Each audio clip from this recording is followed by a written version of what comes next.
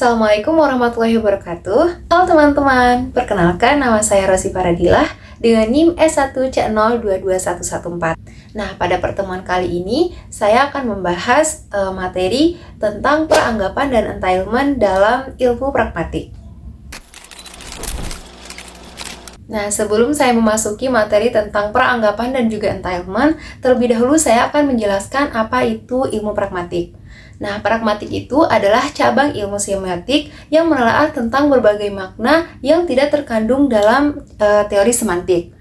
Maksudnya itu adalah makna yang terdapat pada cabang ilmu semiotik adalah makna yang bebas konteks, sedangkan makna yang terdapat dalam cabang ilmu pragmatik adalah makna yang terikat pada konteks.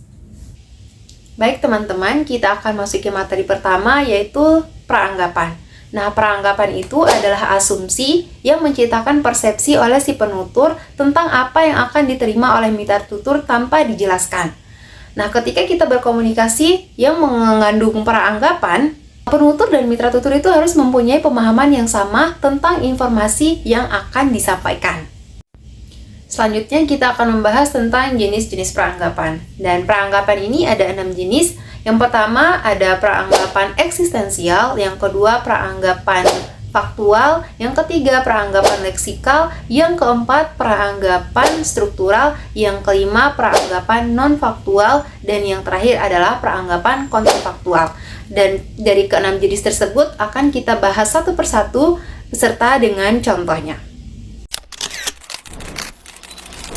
Yang pertama adalah peranggapan eksistensial. Nah, peranggapan eksistensial itu adalah peranggapan yang menyatakan bahwa sesuatu itu benar-benar ada, mengasumsikan bahwa benda itu ada. Contohnya, motor saya rusak. Motor saya rusak itu mengasumsikan bahwa saya mempunyai motor. Nah, yang kedua itu adalah peranggapan faktual. Peranggapan faktual itu adalah peranggapan yang menyatakan bahwa sesuatu itu ada ataupun merupakan sebuah fakta.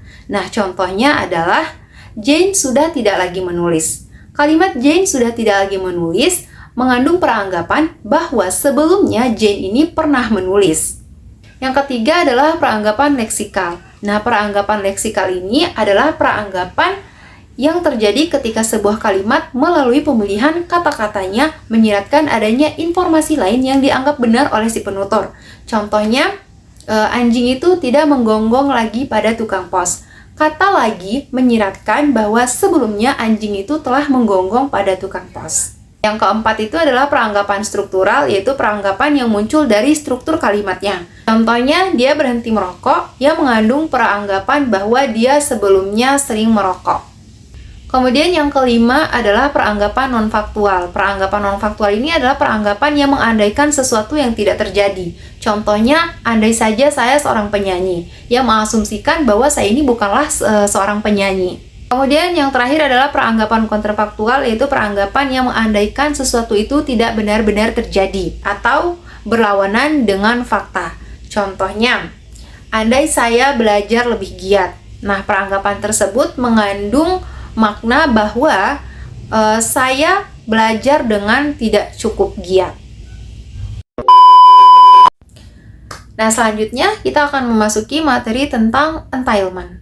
Nah, entitlement adalah makna yang muncul akibat dari makna yang ada dalam suatu bentuk. Dijelaskan bahwa hubungan antara tuturan dengan maknanya adalah mutlak.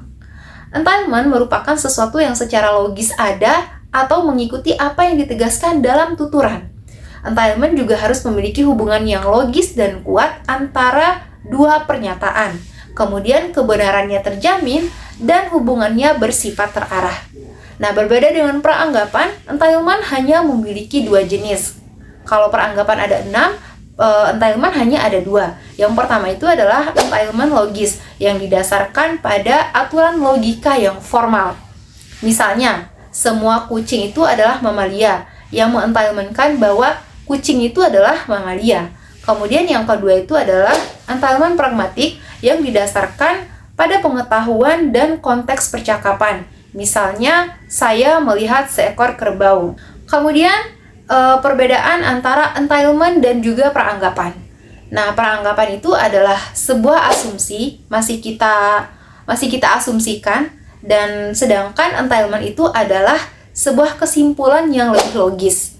Kemudian yang kedua, peranggapan itu sangat bergantung pada konteks. Jadi tergantung pada konteksnya. Sedangkan entailment itu sangat lebih independen dan bebas dari konteks. Nah, kesimpulan dari materi ini bahwa peranggapan itu adalah sebuah asumsi yang masih kita terawang, sedangkan entailment itu langsung bersifat logis dan tidak bergantung pada konteks. Kemudian peranggapan itu memiliki 6 jenis dan entailment hanya memiliki 2 jenis. Nah, demikian materi yang dapat saya sampaikan teman-teman. Semoga bermanfaat untuk teman-teman sekalian. Sekian materi yang dapat saya sampaikan. Wassalamualaikum warahmatullahi wabarakatuh.